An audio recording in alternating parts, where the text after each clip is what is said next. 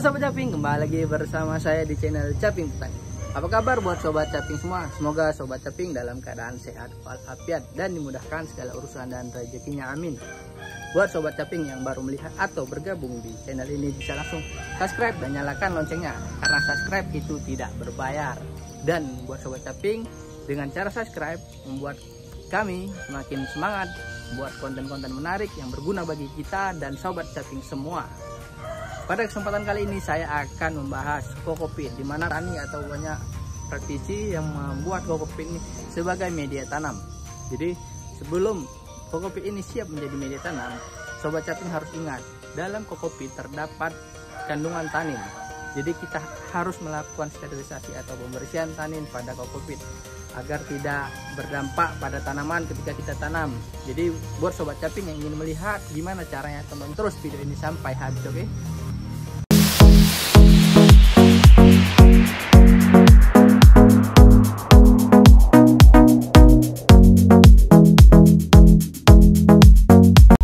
Nah Sobat Caping, kali ini kita akan membahas tentang kokopit. Kokopit sendiri sudah tidak asing bagi kita yang sering melakukan bercocok tanam.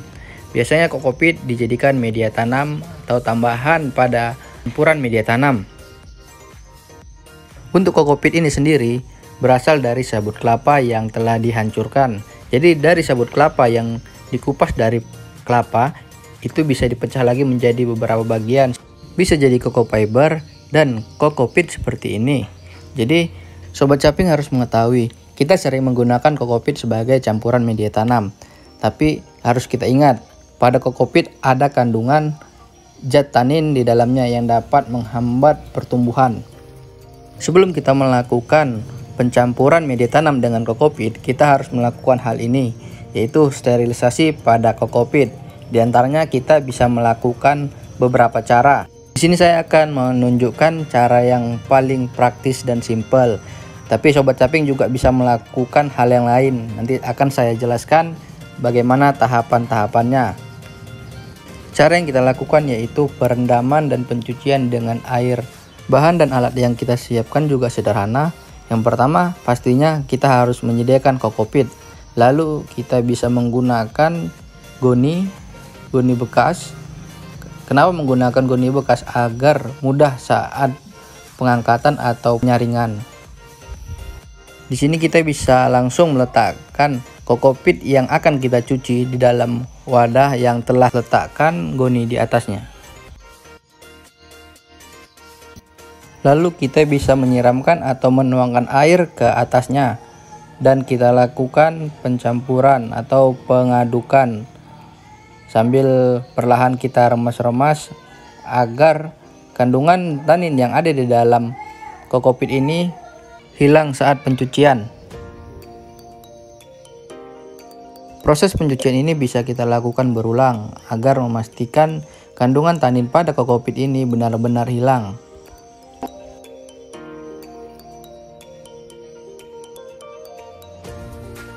Ketika air sudah kita siram dan kita tuangkan, kita bisa mengaduknya sambil meremas perlahan. Setelah itu kita bisa menyaringnya sampai benar-benar kering. Untuk proses penyaringan, pastikan setidaknya air yang menetes sudah tidak berwarna kecoklatan lagi. Itu bertanda sudah mengurangi kandungan tanin pada kokopit ini. Jadi kita harus melakukan pencucian secara berulang. Biasa kalau pencucian seperti ini saya melakukan 3-4 kali pencucian. Baru terlihat air yang menetes sudah tidak berwarna coklat pekat. Proses pencucian terus kita lakukan nih Sobat Caping. Jadi saya juga akan menjelaskan apa sebenarnya itu zat tanin. Zat tanin adalah salah satu senyawa yang terdapat pada sabut kelapa dan digolongkan sebagai senyawa anti gizi. Keberadaannya pada kokopit dapat menghambat penyerapan unsur hara oleh tanaman sehingga pertumbuhannya bisa terhambat. Jadi pencucian atau pembersihan zat tanin pada kokopit itu sangat penting ya Sobat Caping agar tanaman kita bisa tumbuh maksimal. Selain dengan cara pencucian seperti ini, ada beberapa hal untuk menghilangkan zat tanin pada kokopit? Yang pertama, kita bisa melakukan perendaman dan pencucian seperti yang saya lakukan seperti ini. Yang kedua, kita bisa melakukan pembiaran sabut kelapa ataupun kokopit di hamparan atau yang terkena hujan langsung dan kena sinar matahari. Yang ketiga, kita dapat melakukan perendaman kokopit ini di dalam air yang diberi tawas. Lalu yang keempat, melakukan perebusan pada kokopit, di mana kita dapat melakukan memasukkan air dengan kokopit bersamaan dan kita rebus sampai mendidih. Lalu kita bisa menambahkan fungisida. Yang kelima, kita bisa melakukan fermentasi dengan air leri, gula, dan ragi dan ditambahkan dengan E4.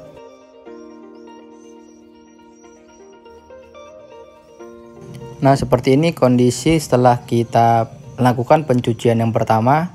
Karena kondisi air tetesannya tadi masih agak kecoklatan, kita lakukan pencucian yang kedua.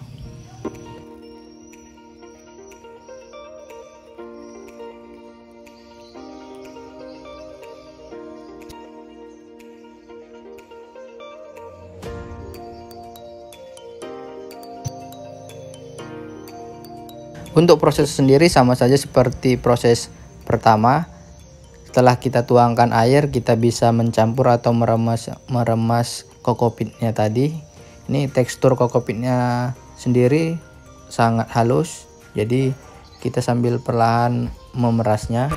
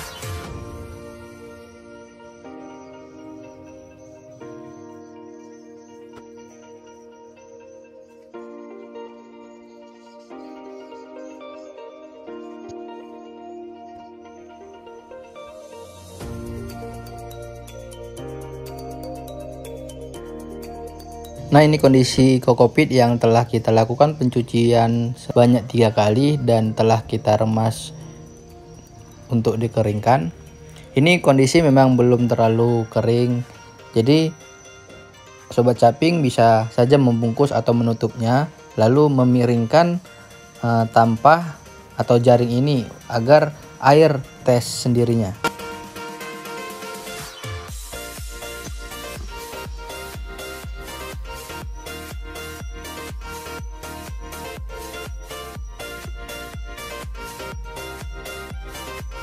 Nah, pada tahapan ini air akan menetes atau tiris dengan sendirinya.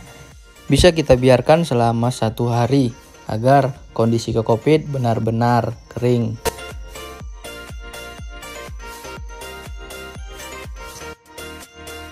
Nah, ini kokopit yang telah kita lakukan pencucian semalam. Kita akan melihat kondisinya gimana, apakah sudah benar-benar kering dan bisa kita gunakan sebagai media tanam. Jadi sebenarnya kondisi semalam pun sudah bisa kita gunakan atau kita campur untuk media tanam. Namun kondisi seperti itu cenderung bisa menimbulkan keadaan berjamur karena kondisi kokopit masih terlalu basah atau lembab. Dan setelah kita biarkan atau kita tiriskan selama semalam, inilah kondisi keadaan kokopitnya. Jadi kondisi seperti ini, kokopit benar-benar bisa kita lakukan pencampuran untuk media tanam. Oke, sekian sobat caping video hari ini. Semoga bermanfaat bagi kita semua. Dan jangan lupa subscribe, like, komen, dan share sebanyak-banyaknya agar kita terus berkembang dan semangat membuat video-video menarik selanjutnya. Terima kasih, salam tani.